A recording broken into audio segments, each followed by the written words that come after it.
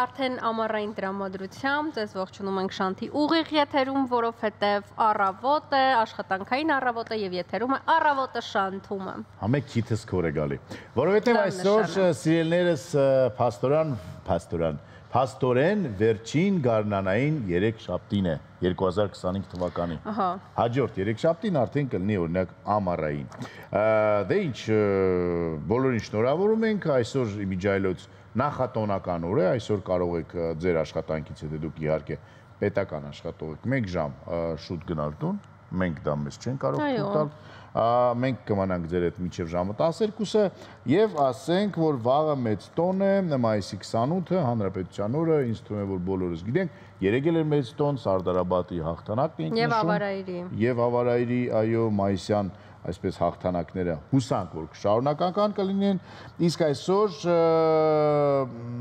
մայիսի 27-ին ծնվել են հետևյալ հիանալի անձնավորությունները, որոնք որ կապ ունեն Հայաստանի հետ։ Նու չգիտեմ ինչքանով է Կամոն հիանալի անձնավորություն, հեղափոխական Կամոյի մասին է խոսքը։ Սիմոն Տեր-Պետրոսյանը, միջալից չգիտեմ, գիտես թե չէ, որ նա ծնվել է նույն քաղաքում, որտեղ որ ծնվել է Ստալինը, Գորիում, եւ Ստալինը եղել է նրա ռուսերենի դասախոսը։ Պատկերացնում ես, ըստ երևույթի հենց դրա համար էլ Կամուի տեղը Կամո էր ասում, Կամոն եւ դա դարձավ իր հենց հեղափոխական, այսպես ասած, անունը, այո։ Բոլորս գիտենք Կամոյի մասին, երևի թե բոլորը ամենաշատ հիշում են այն պատմությունը, որ նա գերմանական բանտում կարողացավ դիմանալ այն ցավերին եւ անգամ նրա բիբերը չեն այն անում։ Անասելի կտանքների ենթարկված, բայց մինչև վերջ այդպես էլ խելագար էր նա, իսկապես խելագար էր եւ երևի հենց այդպիսի մարդիկ էին ժամանակին պետք հեղափոխությանը։ Լավ, Կամուի մասին երկար կարելի է խոսել, իմիջիալից կարելի է օրից մի օր ինչ-որ մի մասնագետի կանչել եւ իսկապես այդ մարդու կյանքը շատ հետաքրքիր է եւ կյանքի ավարտը բա միակ մեքենայի տակ ընկավ հեծանիվով։ Այդքան դիմանալուց եւ պատկերացնում ես, в общем, լավ։ Անդրեյ Բիտովն է այսօր նաեւ ծնվել, հիանալի գրող, որը որ թողել է իրենց հետո հիանալի աշխատանք, որի ռուսերեն անվանում է Ուռոկի Արմենիի, Հայաստանի դասերը ըստ երևույթի։ Ես անգամ չգիտեմ հայերեն թարգմանված կա թե ոչ, բայց ռուսերեն հիանալի գրառում է եւ չգիտեմ մեծ սեր ուներ դեպի հայ ժողովուրդը, հայ պատմությունը, այդ մարդը, եթե չեք կարդացել, բացահայտեք նրան ձեզ համար հենց այսօր, եւ վերջեվերջով այսօր ծնվել է կնյազ Իբոյանը, մեր ըմբիշ դեռ երիտասարդ 19 տարեկան է ընդամենը դառնում, ամբողջ կյանքը արժևում է եւ հուսանք, որ ամենամեծ հաղթանակները կնյազի դեռ արժևում են։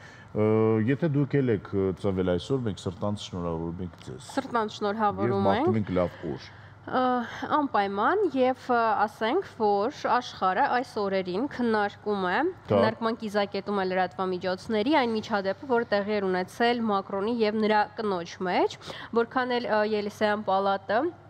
այսպես հերքում, ավելի շատ ոչ թե հերքում տարածեց, այլ որոշակիորեն արդարացրել։ Ելիսեյան պալատը ասաց, որ սա գժություն է։ Այո, սիրահարների ընդունում ես այդպիսի գժություններ։ Ոչ, ես չեմ ընդունում այդպիսի գժություններ, բայց ասել եմ, որ պատահաբար է ստացվել, ամեն դեպքում, եթե կարող է կինան գնում էր, տենց ուղղակի հենվեց Մակրոնի վրա, նենց էլ չէր, որ սա դասական հայկական ապտակ չէր, չէ։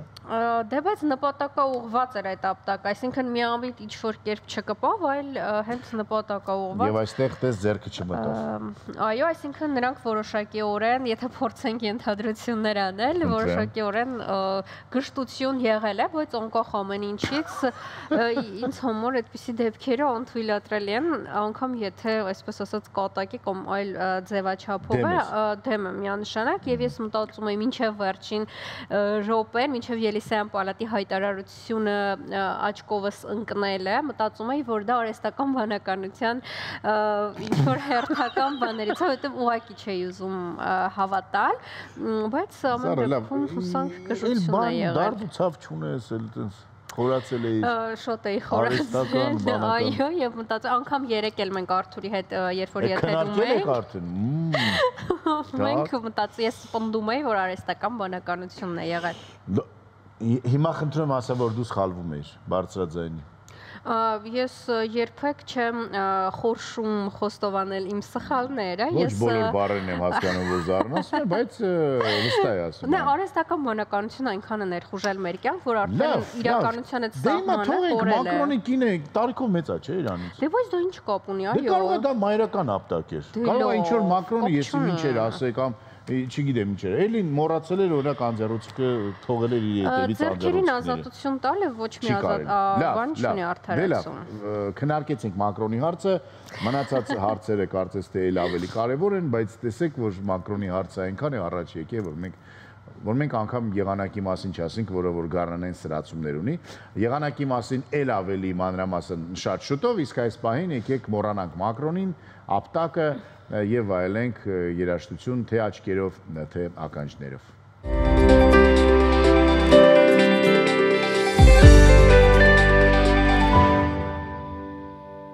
Եկենք ապրենք ավելի լավ, շնորհակալություն Կարոս Հարաֆյան եւ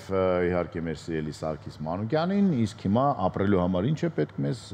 Մաքուր միջավայր, իսկ մաքուր համաձայն եմ։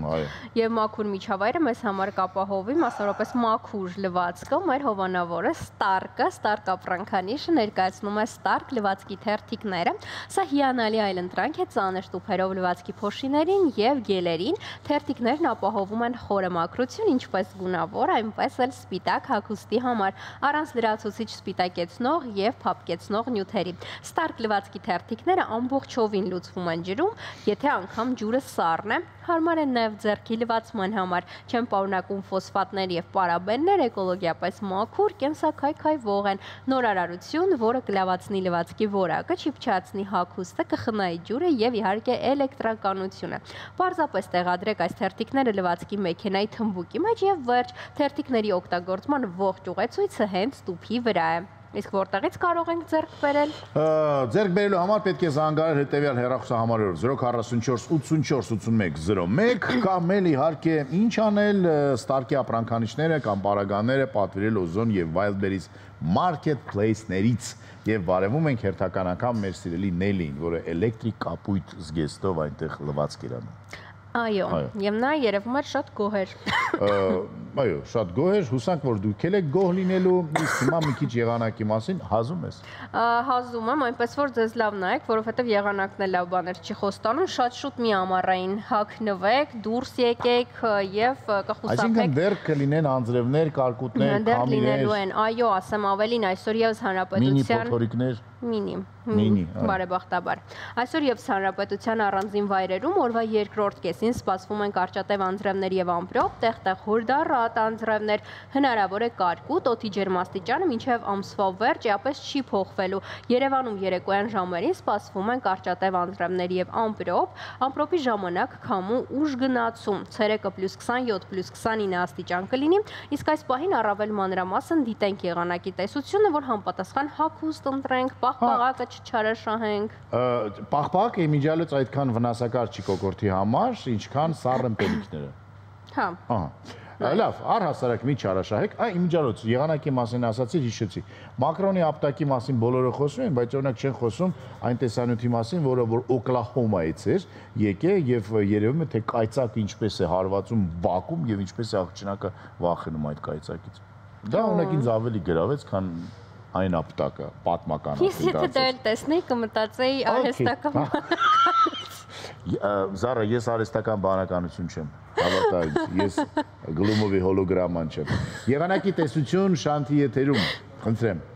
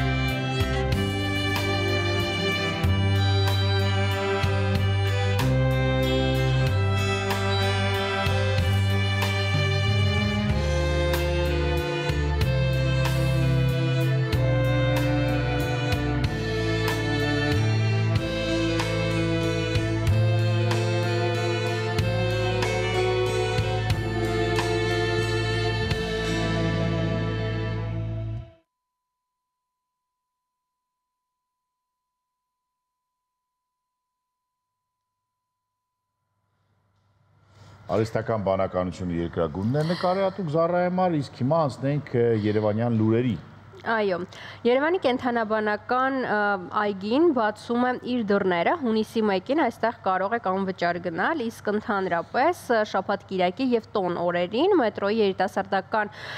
կայարանի դիմաց, այո, գտնվող կանգառից կենդանաբանական այգի կարող եք գնալ անվճար եւ հետադարձողությունը եւս անվճար է ավտոբուսը։ Սա ավելի հարմար է, խորհուրդ եմ տալիս, որովհետեւ կայանատեղերի խնդրեմը մեր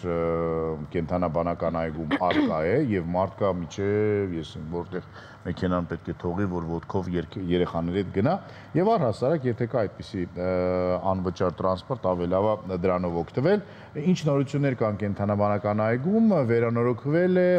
կենդանները ել ավելի լավ պայմաններում են ապրում, կարծես թե Զառա համաձայն չես դրա հետ թե դեմ ես որ Չէ, ես առհասարակ կենդանաբանական այգի երևույթին եմ դեմ։ Սան Դիեգոյի կենդանաբանական այգում չեմ եղել, բայց միակ կենդանաբանական այգին կներեք, որ եղել եմ եւ որը ինձ զարմացրել է դրական առումով, դա Հոնոլուլուում գտնվող կենդանաբանական այգին էր։ Մարդը Հոնոլուլուում է, եւ թե ինչ ազատության մեջ էին այնտեղ ապրում կենդանիները։ Ուզեի այնտեղի սուրիկատը լինեիր։ Հաջորդ կյանքում։ Չէի ցանկանա։ Բայց լավ են ապրում այնտեղ կենդանիները։ Շատ լավ են ապրում այնտեղ կենդանիները եւ դա ցույց է տալիս, որ նաեւ առհասարակ միջավայրը տարածքի տված հնարավորություններն են կարեւոր։ Արժի է տարածքում կենդանաբանական այգի ունենալ, ինչ կենդանիներ կարելի է այդպիսի միջավայրում պահել։ Դե մենք ունենք այն ինչ որ ունենք, բայց պետք է փաստենք, որ վերջին տարիներին իսկապես մեր կենդանաբանական այգին դարձել է մեր քաղաքացիների եւ հյուրերի լավագույն եւ սիրված վայրերից մեկը հանգստյան միակ խնդիրը ինձ համար այդ կայանատեղին է, որտեղ մնացած բոլոր բաների համար ես շատ ավելի գոհ եմ, քան քանի տարի առաջ։ Եվ վերջապես իմ սիրելի Գետաձին այնտեղ է եւ ես կարող եմ նրան այցելել տարին գոնե 2-3 անգամ։ Իսկ հիմա Արեգակի եւ արեգակային թռչունների մասին։ Այո, գիտնականները Արեգակի վերևում ֆիքսել են, այո, թռչունի նմանվող եւ ուշադրություն երկիր մոլորակից ավելի քան 10 անգամ մեծ խորհրդավոր օպտիկական օբյեկտ։ Այս մասին հաղորդում է Ռուսաստանի Գիտությունների Ակադեմիայի տիեզերական հետազոտությունների ինստիտուտը։ Ըստ այդ հաղորդագրության հստակ երևում է թռչուն կամ թռչող ապարատ, իր ետևում կրակի հետքով, ասվում է, որ թռչնի թևերի բացվածքը, թռչնի թևերի, այսպես ճակերտավոր ասած, մոտ 150,000 կիլոմետր է եւ այն սավառնում է Արեգակից մոտ 2 միլիոն կիլոմետր բարձրության վրա։ Համատության համար երկիր մոլորակի հասարակածային տրամագիծը 12754 կիլոմետր է։ 11 անգամ ավելի մեծ է, ավելի մեծ քան երկիր մոլորակը։ Բայց դա պարզապես սառը պլազմայի ինչ որ գունդ է, որը ոչ առանձնացել է եւ ուղղակի այդպես մեծ թվում է, որ ձևացք է ստացել։ Այո, եւ վերջ։ Դու ինչ էիր մտածում, դա ինչ է։ Արհեստական բանականություն, այլ ուրիշ։ Չէ, ես մի քանի տեղ կարդացի, որ դա դեռևս չ Ռուսերեն դա կոչվում է պրոտուբերանեց, հայերեն չգիտեմ, ինչպես է, այնտեղ արևից պոկվում են դրանք, այդքան հսկայական մեծություն։ Իհարկե, արևը գիտես ինչքան հսկայական է։ Դա արևի համար փոքրիկ ինչ որ մի հատ պոլտ այսպես բան է։ Լավ, մի լարվեք, որովհետև եթե մենք դա տեսել ենք այստեղից, դա նշանակում է, որ դեպի երկրագունդ չի սլանում շատ մեծ արագությամբ, այլ կողմ է սլանում եւ շատ շուտով կսարճի եւ կկորի։ Դա ընդամենը մեկ դրվագ է մեր Արեգակի կյանքից, որը դեռ 4.5 միլիարդ տարի պետք է ապրի։ Մենք էլ իր հետ։ Ես ու Զառան ոչ, Զառան ինձանից իհարկե շատ ավելի երկար, բայց առհասարակ մարդկությունը մի քիչ ավելի կարճ։ Այս պահին ինձ թվում է պետք է գնանք գովազդի, որ մարսենք այս բոլոր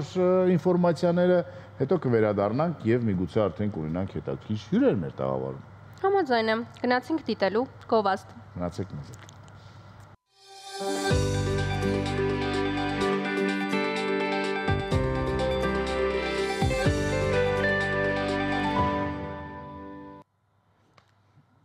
Վերադարձանք գովազդից, աջ ականջիս մեջ ծովի խշշոց է։ Իմը նույնպես, սա նշան է, որ մենք գնանք։ Աջ։ Աջ։ Էլի աջ ականջի, բայց Կարմիր ծովի խշշոց է։ Տարբերում ես ծովի խշշոցից։ Ոչ, Հանոլուլու ես, հասել չես։ Լիլուստիչը տեսար վերջին։ Չէ։ Խորհուրդ եմ տալիս։ Լավ, նկատի կունենամ։ Իսկ հիմա մեր հիանալի հյուրերի մասին, որոնք արդեն տաղավարում են։ Այո, ասենք, որ տեղի ունեցել Էդվարդ Միրզոյանի անվան պատանի կոմպոզիտորների ամենամյա մրցույթը։ Մրցում էին 12-ից 17 տարեկան կոմպոզիտորները, հաղթողներն այսօր մեր տաղավարում են եւ ոչ միայն, մեր տաղավարում է Էդմոնդ Մակարյանը, մրցույթի գեղարվեստական ղեկավար եւ հաղթողները ավագ եւ կրտսեր խմբերի, Սյուզաննա Աղամալյանը ավագ խմբի հաղթող եւ Արմեն Հովանիսյանը կրտսեր խմբի հաղթող։ Բարի լույս։ Բարի լույս։ Եվ շնորհավոր իհարկե։ Երիտասարդ կոմպոզիտորներ եւ գեղարվեստական ղեկավար։ Բարև ձեզ։ Ինձ համար կոմպոզիտորները մի հրաշք մոլորակի չէ, տիեզերք է, որտեղ իմ համար անհասկանալի է, ինչպես կարելի է լսել եւ հասկանալ, որ սա լա է կամ ֆա է կամ չգիտեմ ինչ։ Հələ պատմեք, այ ծովի խշշոցից իզուր չխոսացի։ Հաստատ դուք օրինակ տարբերում եք խշշոցը խշշոցից։ Ես հիմա ինչ նոտաներով եմ խոսում, կարող ես ասել։ Պատկերացնում ես։ Չէ։ Okay, իսկ դուք։ Իսկ մարդիկ ձեր համար առհասարակ ինչ որ երաժշտական գործիքների են նմանվում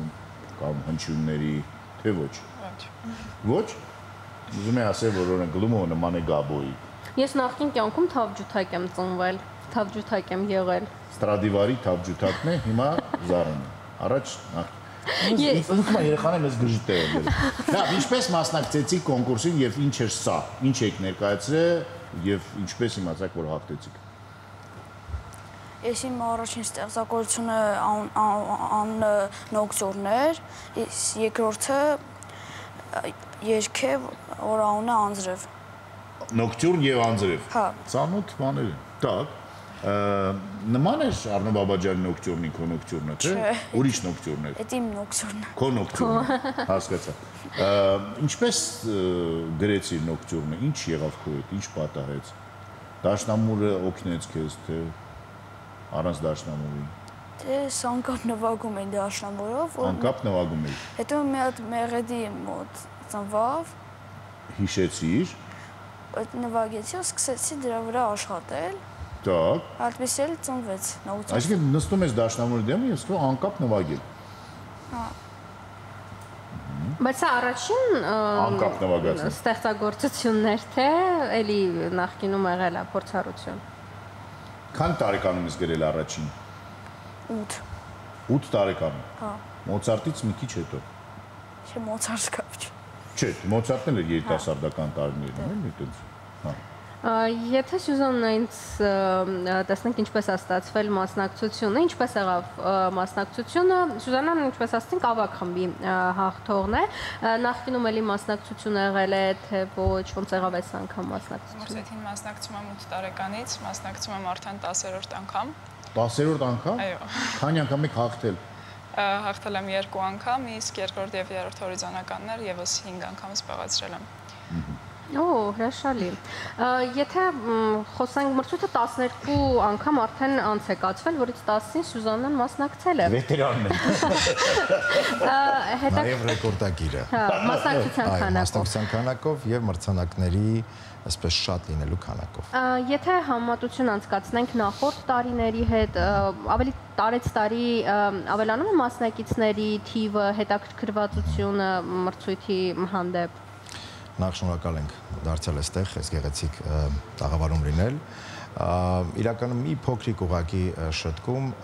ամսի 12-ից 17-ն է անցկացվել, իսկ տարիքային շեմը 13-ից 18 մինչև 18 տարեկան։ Մինչև Այսինքն ներքևի շեմը չկա, եթե դու տաղանդավոր ես եւ եթե կարող ես 8 տարեկանում բավարարում է, այո, ու բավարարում է պայմանների մրցույթի, կարող ես 6 տարեկանում էլ 7 տարեկանում մասնակցել։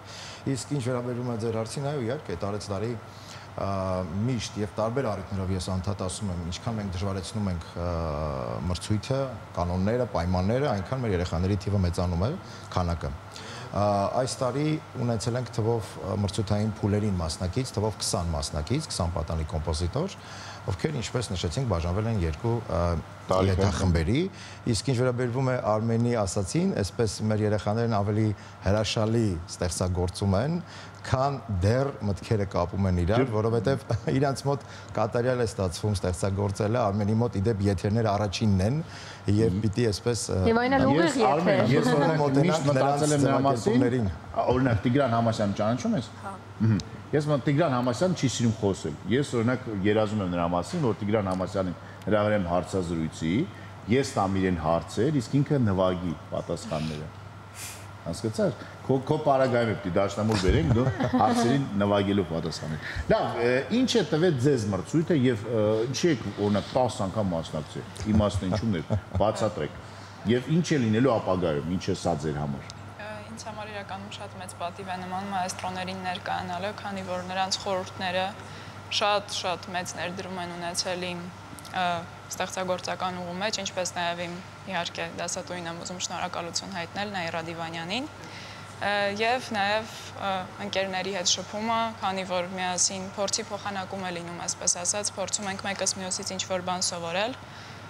եւ սա ինչու ոչ պարոն Մակարյանի շնորհիվ տոն է դարձել, քանի որ սա ոչ թե պարզապես մրցույթ է իմ համար, այլ այսպես շատ հարազատ դարձած տոն, որին ես ամեն տարի իրոք շատ սպասում եմ։ Դե եթե 10 անգամ իսկապես Բայց այս տարի ինձ վերջին անգամ է, չէ՞։ Տարիքային սահմանափակումը ինչ այսպես ավարտվեց։ Կարող ենք դիմել են մարդկանց, որ կեղծ դոկումենտներ են պատմում։ Տարիքը փոքրացնենք, կդառնաս նիգերիացի ֆուտբոլիստ, որը որ 35 տարեկան է իրականում, բայց ասում եմ ես 17 եմ։ Լավ, իսկ հետո մեծ կարիերայում սա ինչու, այսինքն թևեր տվեց քեզ այս ամենը։ Անշուշտ է։ Հիմա արդեն դու կարող ես Նախորդ մասնակիցների ներգրավվածությունը ամեն դեպքում քիչ չի անցկացվել 12 տարի, հետաքրքիր է նախորդ մասնակիցների ներգրավվածությունը լինում է, չի, թեկուզ հյուրի կարգավիճակով։ Ժյուրի անդամ դարձած։ Դեռ ժյուրի անդամ չէ, բայց հետաքրքիր այսպես օրինաչափություններ կան, նախ մեր նախորդ տարիների մասնակիցներն արդեն իրենք են աշակերտ բերում, որը ֆենոմենալ է, ֆանտաստիկ է, մենք ունեցել ենք եւ այս տարի էլ ունենք մասնակից, ով արդեն ուսուցիչ է եւ արդեն ինքն է իր աշակերտի հետ ներկայանում, դարձյալ էս մեր գեղեցիկ տոնին։ Մյուս կողմից պարտադիր ամեն նախորդ տարվա հաղթողները այսպես բացման ելույթով հանդես են գալիս մեր միջոցառմանը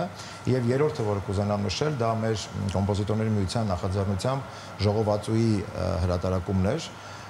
երկու տարիների հաղթողների ստեղծագործությունների իդեպ այսպես հպարտությամբ կարող եմ նշել, որ դա հայկական իրականության մեջ առաջի դեպքն է եղել, երբ պատանի ստեղծագործողների ստեղծագործությամբ կազմվել է ժողովածու եւ պատկերացրեք, որքան գեղեցիկ կլինի, երբ որ երաժշտական կամ արվեստի դպրոցներում իրենց հասակակիցները կատարեն հենց իրենց ստեղծագործությունները։ Եվ այսպես որպես տոնի շարունակություն պիտի նշեմ, որ մենք նաեւ մրցույթը այսպես ավարտվեց եւ վերջ այդ սկզբունքով չենք առաջնորդվում։ Ընդամենը մի քանի օր հետո մրցույթից ամսի 20-ին մենք գնացինք Վանաձոր, այսպես գեղեցիկ համերգ ունեցանք եւ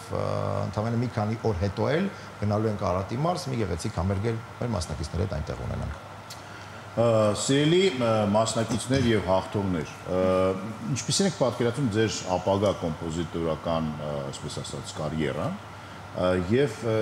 ինչ եք անելու ապագայում,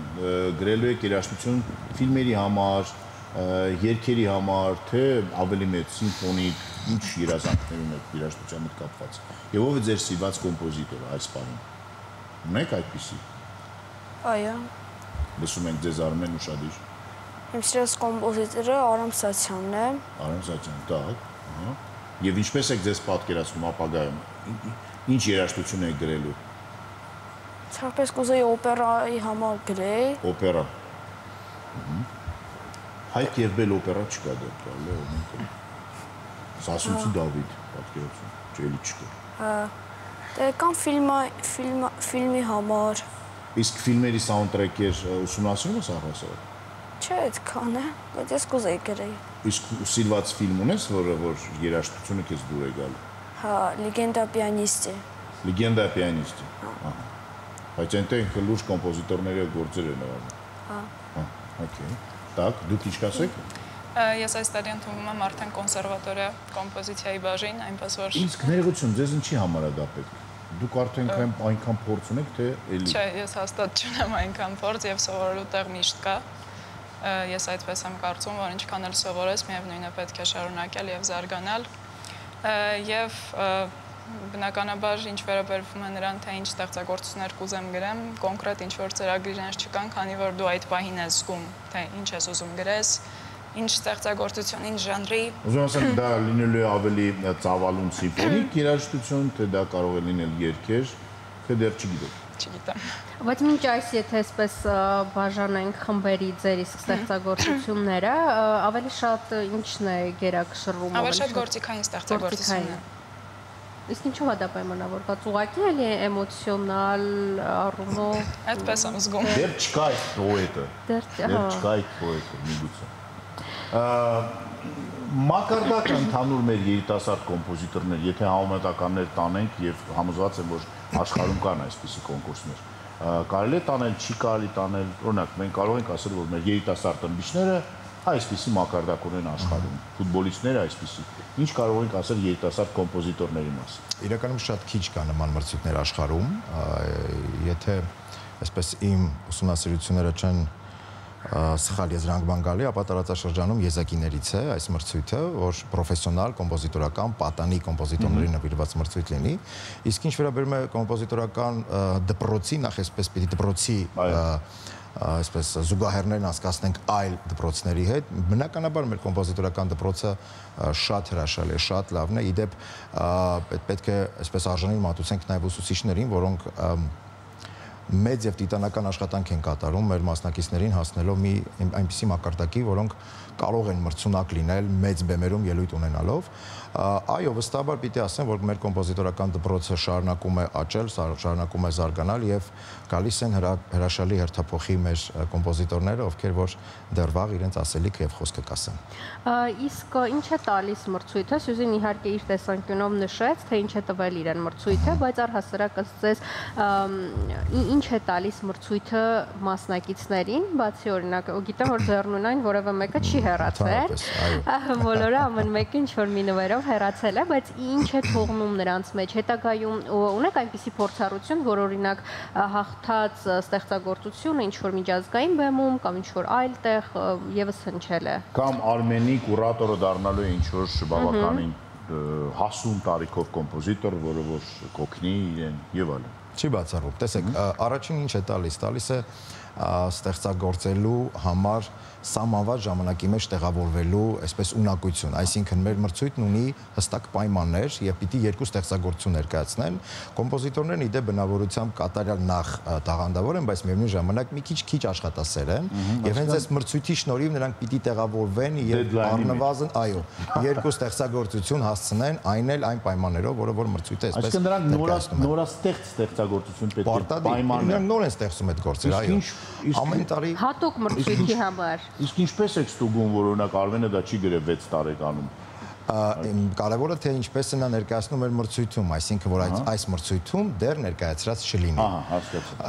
Սա է կարևոր նախապայմանը, իսկ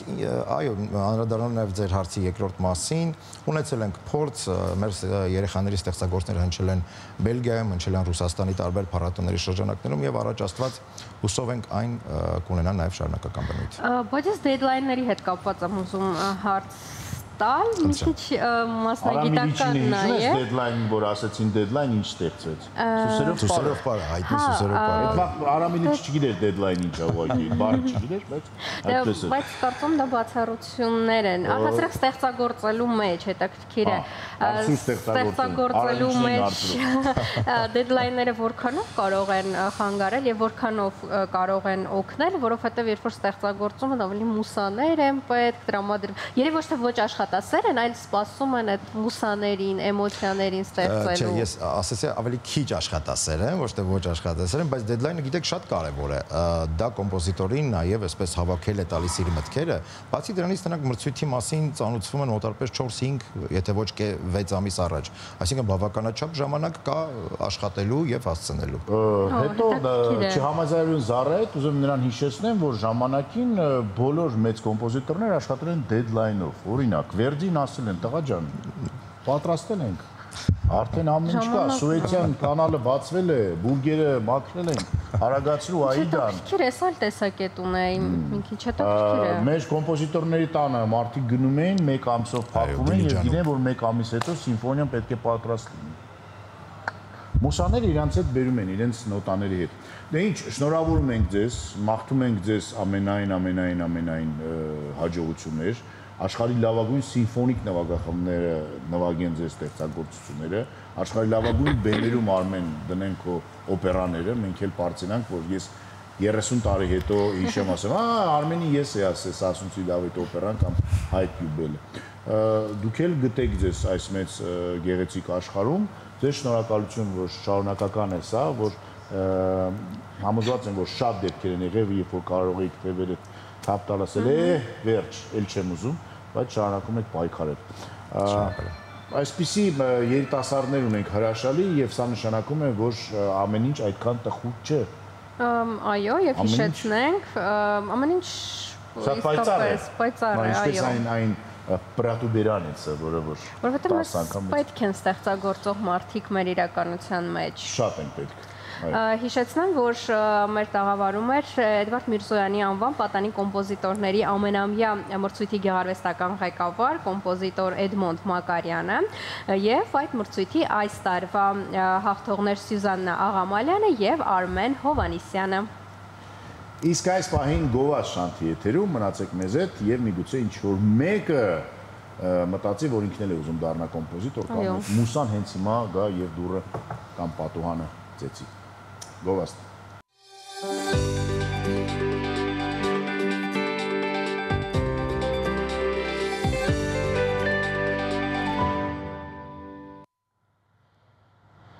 Վերադարձանք տաղավար եւ այո, եւ առաջարկում եմ, եթե դեմ չեք, եթե դեմ չեն բոլորը, լսենք երաժշտություն։ Ինչու շատ պաթետիկ։ Ով կարող է դեմ լինել Զարային։ Ով։ Ոչ մի։ Դե առաջարկում լսենք լավ երաժշտություն։ Երաժշտություն։ Եվ դիտենք։ Այո, տեսահոլովակ շանթի։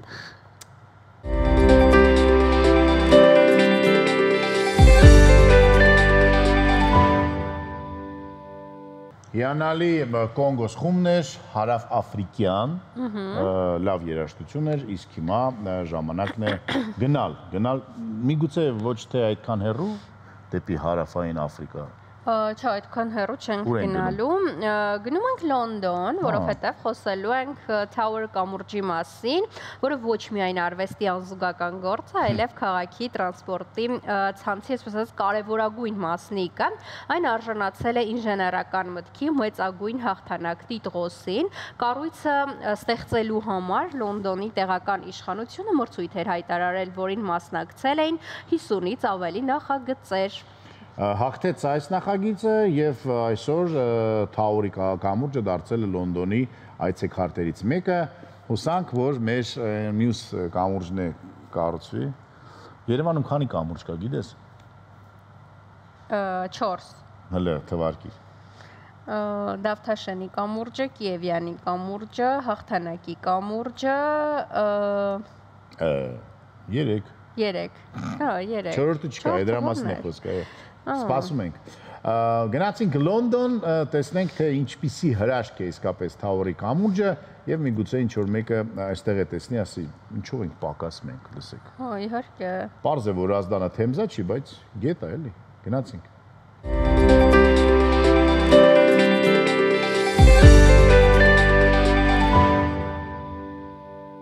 Վերադարձանք գովազդից եւ այս ընթացքում իջև դուք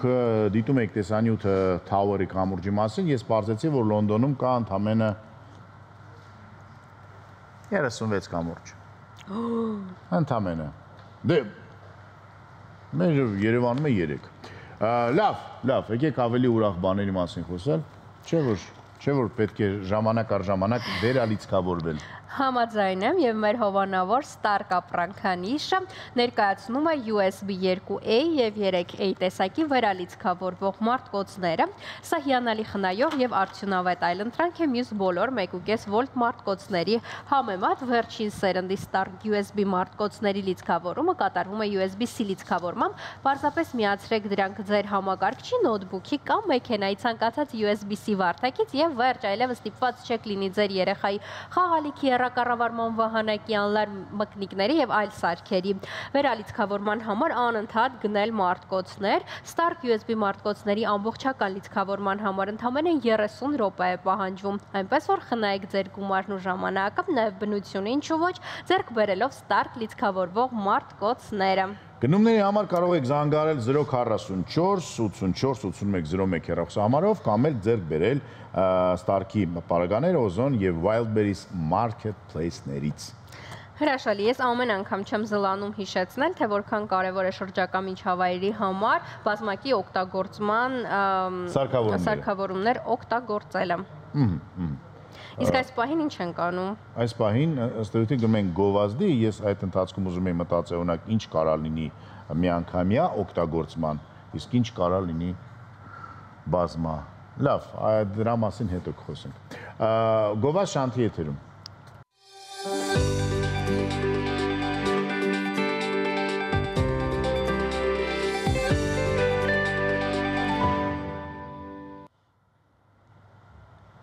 Վերադարձանք տաղավար, բայց կարճ ժամանակով ենք վերադարձել, որովհետև էլի գնում ենք լսենք երաժշտություն։ Հաջորդ կայանանը երաժշտություն։ Մնացեք մեզ։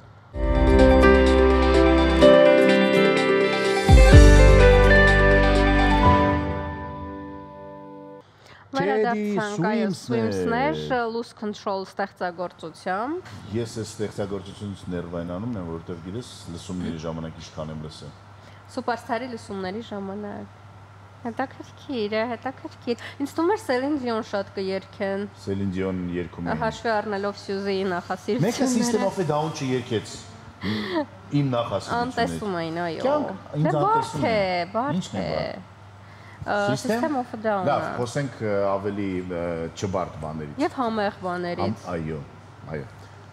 Պատմելու ենք բացառիկ մի նախագծի մասին, որի անունն է Live Chef, բարձրակարգ on-line ռեստորանը, որը նորույթ է համաշխարհային շուկայում, ուղիղ եթերում կարող եք հետևել ձեր պատվիրած սննդի պատրաստման ողջ ընթացքին, կարող եք հետևել խոհանոցի սանիտարահիգիենիկ պայմաններին իհարկե, պատվիրել food track եւ ելի շատ հետաքրքիր նորություններ, նորույթներ, որոնց մասին կպատմեն մեր հյուրերը։ Յանա Դանիելյանը, Live Chef ընկերության տնօրեն, Մելիք Սիմոնյանը, Live Chef on-line ռեստորանի brand chef։ Բարի լույս։ Բարև ձեզ։ Բարի լույս։ Եվ այսպեսով մեր տաղավարում են մարդիկ, որոնք որ կապ ունեն աշխարհում առաջին սննդային ստարտափի հետ։ Ես այսպես եմ դա կոչում։ On-line ռեստորան, իսկապես Live Chef։ Եկեք սկսենք ամենասկզբից, ինչպես ծնվեց գաղափարը, ինչու on-line, ինչու այսպիսի իրավիճակ եւ ինչ է սա վերջը։ Ինչի on-line ռեստորան։ Նախ սկսեմ նրանից, որ խոսքը բարձրակարգ ռեստորանի մասին է, այսինքն գաղափարը հետևյալն էր, on-line հարթակում ստեղծել հենց բարձրակարգ ռեստորանին համապատասխան միջավայր եւ բացի դրանից կարողանալ հենց օրինակ առաքման տեսանկյունից մատուցել մեր հաճախորդներին կամ առասարակ հաճախորդներին բարձրակարգ սպասարկում, ինչը որ այսօր իսկապես նորություն է Երևանում եւ առասարակ Հայաստանի Հանրապետությունում եւ աշխարհում, որովհետեւ ոչ ոք այդքան ժամանակ, ռեսուրս, նյարդեր պատմում են fast food կարծես թե, չէ՞, սովորաբար։ Այո, արագ սնունդ կամ պիցա, չգիտեմ, բուրգեր եւ այլն։ Այո, եւ այստեղ ասեմ պահը բաց թողնելով, նաեւ ուզում եմ անպայման ավելացնել, չնայած որ արդեն շատ է խոսվել Live Chef-ի մասին, տարբեր հարթակներում եւ այս պահի դրությամբ վստահաբար արդեն կարող եմ դրա մասին խոսել, որ Live Chef-ը արդեն ծանոթ է շատ-շատերին եւ ունի իր հաճախորդների բանակը, այսպես կարող եմ ասել, ինչի համար շատ շնորհակալ եմ մեր հաճախորդներից եւ իհարկե իմ թիմից, որը ապահովում է այդ բարձր որակը, բայց ուզում եմ ավելացնել, որ մենք ներկայացնելով բարձրակարգ խոհանոց, այսինքն fusion խոհանոցին համապատասխան տարբեր հիանալի ուտեստներ, տարբեր երկրների, հետաքրքիր նոր ուտեստներ ունենք, որոնք որ արդեն մեր brand chef-ը կարծում եմ կներկայացնի, հենց մեր ձեռագրին համապատասխան, դրանք հայկական եւ պանասիական խոհանոցների միքսեր են, շատ հետաքրքիր եւ շատ շուտով, ինչի եմ այս ամենը ասում, որովհետեւ շատ շուտով, քանի որ այդ սեգմենտը բավականին կարևոր է անկախ նախասիրությունների, քանի որ խոսեցիք պիցայի մասին, ուզում եմ նաեւ մեր հաճախորդներին իհարկե լավ լուր ասել, որ շատ շուտով մենք նույնպես կունենանք շատ համեղ իտալական պիցաների տեսակ։ Պիցաների հավաքածու։ Ոչ միայն պիցաների, այո, այսինքն իտալական սեգմենտն էլ ոչ միայն իտալական, այլ նաև կունենանք սուշի բար, այսինքն ճապոնական եւ չինական խոհանոցին նույնպես կանրադառնանք եւ շատ էլի հետաքրքիր նորություններ, որոնք այսպես միանգամից չեմ ուզում բոլոր գաղտնիքները բացել։ Բայց այսպեսի հարց է ինձ հետաքրքրում, մեր իրականության մեջ հենց այդ արագ ուտելը, ավելի մաչելի տարբերակով սնունդը, չգիտեմ, ինչի հայկական խոհանոց չկա օրինակ ֆուդ կորտերում, որովհետև բարդ ու երկար գործընթաց է հայկական ուտեստ պատրաստելը, ավելի հասանելի չէ։ Այդ ձեր դեպքում բայց չկա ֆուդ կորտերում։ Շատ բարդ է հայկական խոհանոցի հետ, ըստիս, եւ մեր տաղավարում առիթ եղել է թեմով անգամ խոսել։ Հետաքրքիր է հաճախորդների բանակ ձեռք բերելը ինչպես ստացվեց։ Իհարկե կգտնվեն մարդիկ, ովքեր կառաջնայնացնեն որակ, հիգիենիկ պայմանները, բայց ինչպես հավաքեցիք հաճախորդների բանակ։ Նախ այս պրոյեկտը շատերի համար նորություն էր բոլոր առումներով, իր սպասարկման ծառայություններով առաջին հերթին, որովհետև բացի նրանից, որ մենք ներկայացնում ենք յուրահատուկ ուտեստներ, շատ համեղ ուտեստներ,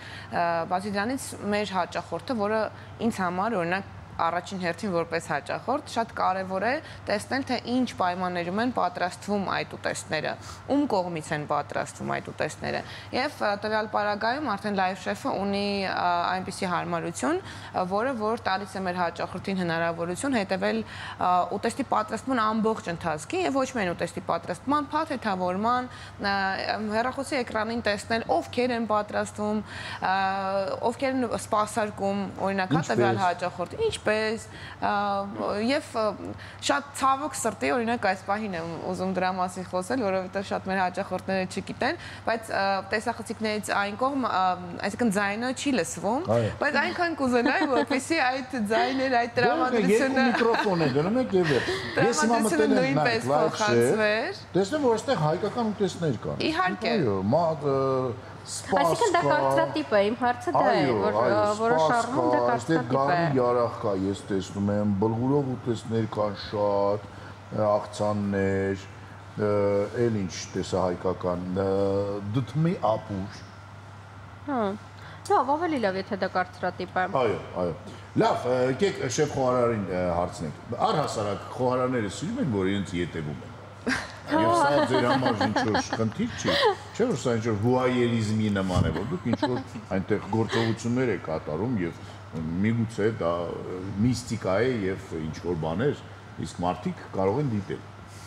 Կամ միստիֆիկացիաներ։ Կամ գաղտնիքներ խոհարարական։ Միստերիաներ, այո։ Չէ, գաղտնիքներ բոլորովին չունենք, ու եթե հարցին անկեղծ պատասխանեմ, ոչ խոհարարները չեն սիրում նման կոնցեպտը, չնայած նրան, որ մեր խոհանոցում հավաքվել են պրոֆեսիոնալ մասնագետներ, իհարկե ի սկզբանե կոնցեպտին ծանոթացրել ենք, ներկայացրել ենք ուղղվածությունը, Live Chef-ի, ինչ է իրենց ներկայացնում, ինչի համար արվում, ոգևորությունը մեծ անձնակազմի ու կամերաները չեն խանգարում, մարդիկ չեն լարվում, սովորել են, այլևս ոչ։ Դե քանի որ նորություն էր մեր շուկայում, մեր առհասարակ մեր երկրի համար դժվար էր իհարկե, բայց սկիզբը շատ լավ ստացվեց ու խոհարարները արդեն հիմա բնականon հունով աշխատում են, այդտենց խնդիրներ չունենք այլևս։ Եթե մենյուի համալրման մասին խոսենք, իհարկե մասամբ խոսեցինք, հետաքրքիր է ինչ սկզբունքով է համալրվում մենյուն, ըստ պահանջարկի, ինչ որ բաներ հարցնում են չի լինում, որոշում եք դրացնել, այն ինչպես է համալրվում մենյուն։ Կարող է շեֆ Արմանում ասում, «Վաու»։ Այսպես կարելի է։ Իհարկե մեր պատվիրատուների կարծիքը հաշվի առնելով այդ ամեն ինչը արվում, սովորաբար ստանում ենք զանգեր, առաջարկներ են լինում, Կամ ինչ-որ բան 3 անգամ պատվիրում են, հասկանում եք, որ չունեք, ասում եք, պետք է ուրեմն ունենանք։ Այո, իհարկե։ շատ ճկուն ենք աշխատում, քանի որ on-line հարթակում ենք, փոփոխությունները շատ արագ կազմակերպում ենք, որպեսզի մեր պատվիրատուների համար մաքսիմում կոմֆորտ լինի, այո։ Նույն որ Յանան խոսում է, այս վերջի շրջանում սովորաբար շատ են հարցնում պիցաների, այո, սուշի ռոլերի մասին։ Հիմա ակտիվ աշխատանքներ են արվում։ Հետո վերջերս գիտեք ինչ, եթե ձեր երեխաները այս հարթակը ունենան արդեն, քանի որ այնտեղ պիցա կլինի, մեծիկներն է կհասնենք, ասեն, վայ, հələ մի հատ տեսնենք մեր համար ինչ հետաքրքիր բան կա։ Ես ուզում եմ որ մի քիչ պատմեք ֆուդ տրակերի մասին, սա ինչ գաղափար է եւ պարզապես կամ իսկապես կարելի է գնալ եսիմ ուր, Արագած, չգիտեմ, կամ Խուստուպլեր եւ այնտեղից պատվիրել ֆուդ տրակը կամ այնտեղ գնալուց առաջ պատվիրել ֆուդ տրակը եւ գալ այնտեղ վայելել այդ ամենը, իսկական ռեստորանային, այսպես ասած, փոքրիկ համալիր ստեղծել։ Այո, դա իրականություն է եւ ֆուտրակը ինչ է, դա շարժական խոհանոցի մասին է խոսքը գնում, այսինքն խոհանոց անիվների վրա այլ կերպ ասած, որը որ այո, նախապես կարելի է պատվիրել, իսկ այդ ծառայությունը ինչ է իրենից ներկայացնում, խոսքը գնում է պրոֆեսիոնալ խմբի մասին, ով ապահովում է, չգիտեմ, ճաշկելույթի միջոցառման ամբողջ սպասարկումը, սկզբից մինչև վերջ, ուտեստների պատրաստումից մինչև որ մատուցողների սպասարկումը սպասքով ամենից ոչինչ պետք չի, պատարակախ տնից տանել, ապսել, նույնիսկ աթոռներ, աթոռները յոսեղանել, ամեն ինչ, այսինքն միսը պետքա գնանք այնտեղից առնենք, ես գիտեմ, բան, չկա պետք։ Ամբողջությամբ, այսպես ամայի տարածքում մենք կարող ենք 0-ից հավաքել այն միջոցառման պատկերացումը, որը որ մեր հաճախորդը ուզում է։ Հետո բոլորի հետևից հավաքել այդ ամենը։ Դա էլ է շատ կարևոր, քան Զառա, դու շատ ես, չէ՞, որ բնությունը պետք է պահպանել։ Հա, իհարկե, անպայման բնությունը պետք է պահպանել, հատկապես հիմա որ սեզոն է, մենք նորից տարբեր տեսանյութեր կտեսնենք, թե ինչպես են մարդիկ աղտոտում բնությունը, food strike-երը, լավագույն, դե հա, food strike-երը լավագույն որոշումը կարող են դառնալ, նաև ժամանակային առումով չենք ավելի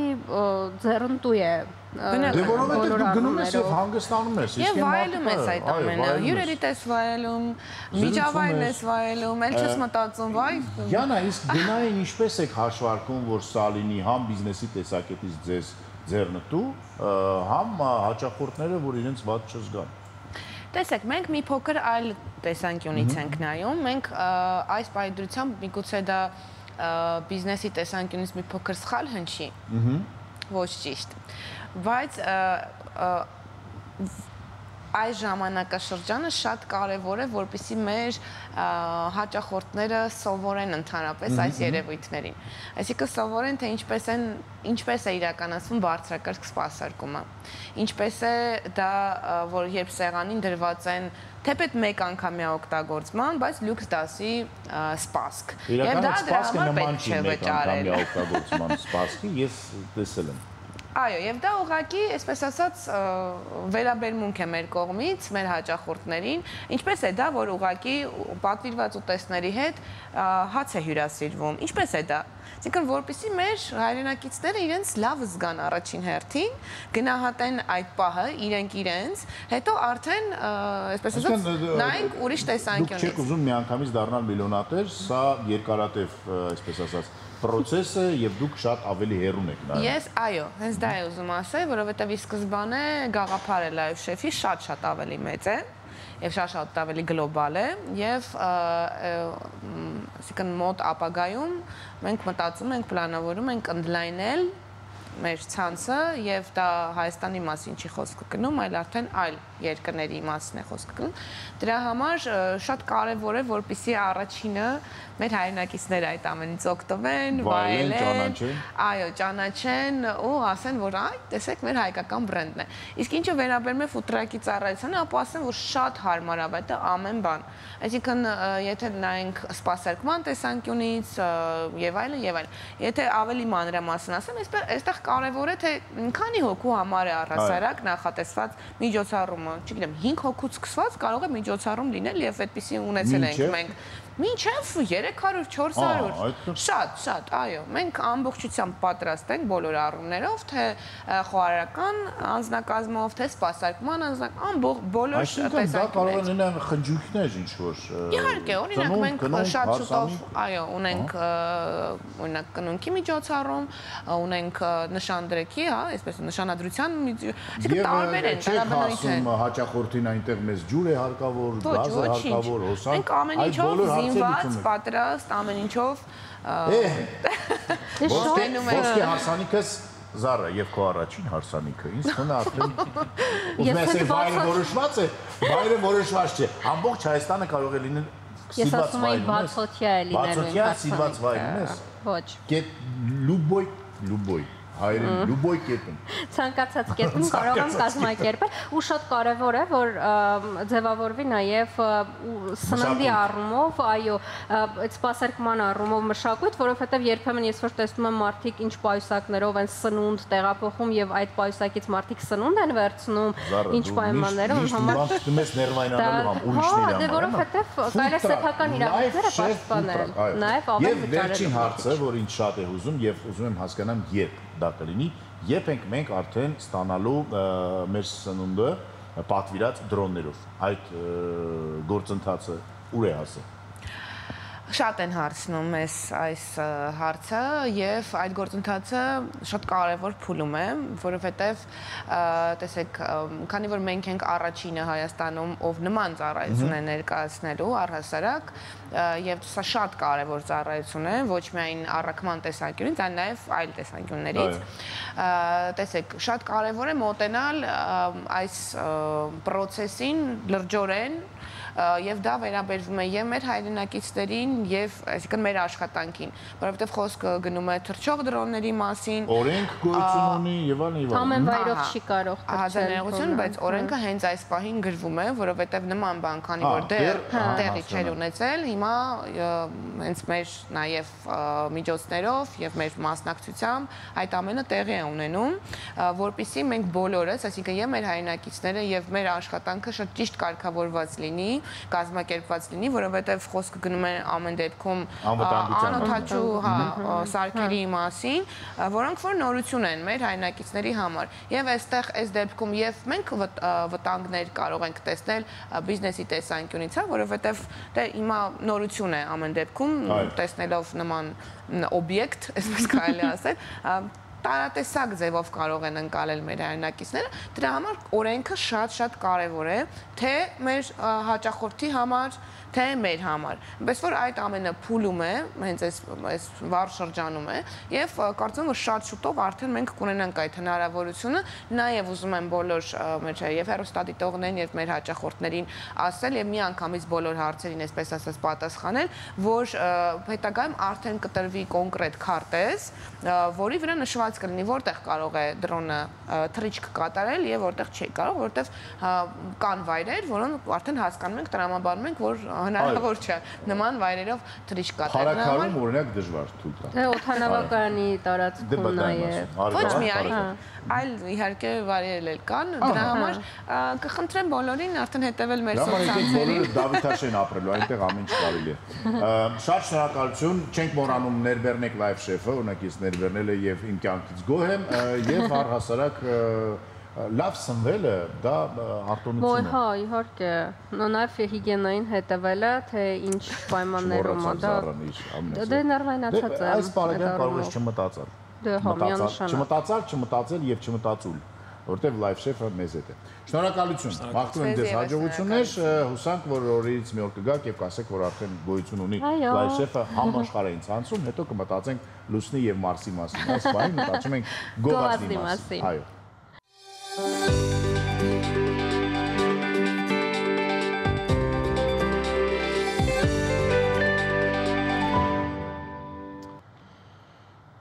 Վերադարձանք Գովազդից եւ խոսենք շատ կարեւոր կարծես թե հարցի մասին, ճարպակալություն։ Այո, որ անմիջական կապ ունի բնականաբար սնունդի հետ եւ նաեւ կենսակերպի հետ, իսկ առհասարակ աշխարհում ամենատարածված առողջական խնդիրներից մեկը եթե ոչ առաջինը, շարունակում է մնալ ճարպակալումը եւ դա նաեւ կապ ունի մարդկանց նստակյաց կյանքի հետ, սննդի վատ որակի հետ, ֆաստ ֆուդի տարածման հետ։ Քիչ մտածելու հետ, ես օրինակ միշտ ասում եմ, կարող եք հիշել մեկ Նոբելյան մրցանակակիր, որը որ ավելորդ քաշում։ Շատ դժվար է այդպիսի մարդ գտնել։ Լուրջ։ Ես չի մտածել այդ ուղղությամբ։ Մտածիր։ Դիտենք տեսանյութը, Զարան այս ընթացքում մտածի։ Գնացինք։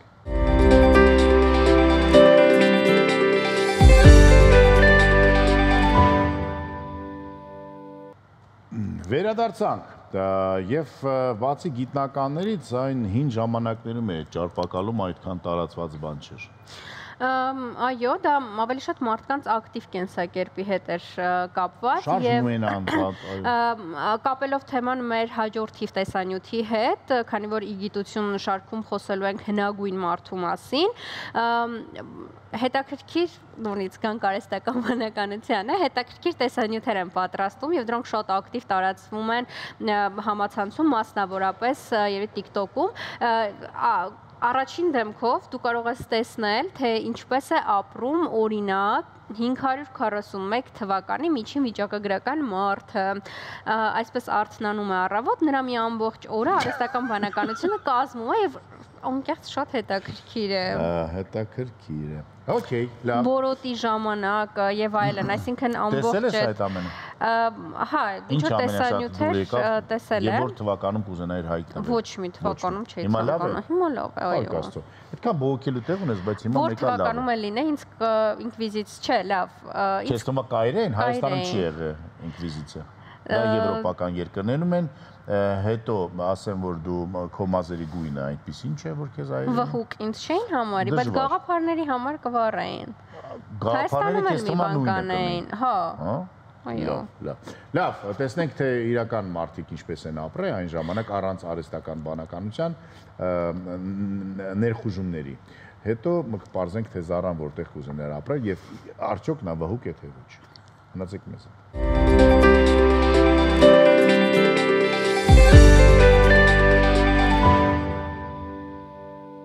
Այսքանը մեր պապիկների եւ տատիկների մասին կարելի ասել այդպես չէ։ Մեր նախնիների մասին։ Նախապապերի մասին, նախատատերի, այս պահին գովաստ չանք եկել։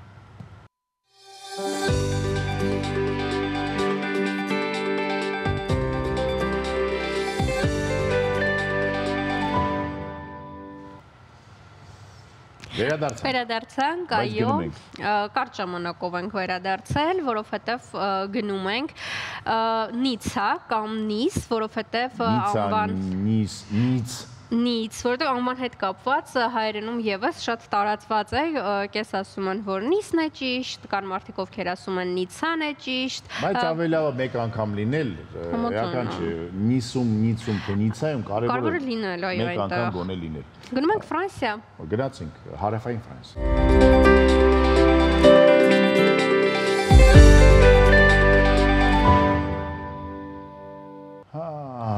Դե իրականում այս ամենում մեղավոր են հույները, որոնք որ Նիկեա քաղաքը կառուցեցին եւ այդ Նիկեան հետո դարձավ Նիցեա, դրա համար այդ ԿՑՍ եւ այլն։ Այսօր այսքանը։ Արդեն կեսօր է, 5 րոպեից կլինի կեսօր։ Մենք առավոտյան ծրագրի պատասխանատուն ենք, այնպես որ մնացածը չգիտենք։ Մենք ապահովեցինք ձեր առավոտը։ Մնացածը համոզված եմ էլ ավելի լավ եւ էլ ավելի կարեւոր է լինելու։ Մնաք բարով եւ բոլորիս գալիք տոնը շնորհավոր։ Լավ օր բոլորիդ։ Ցե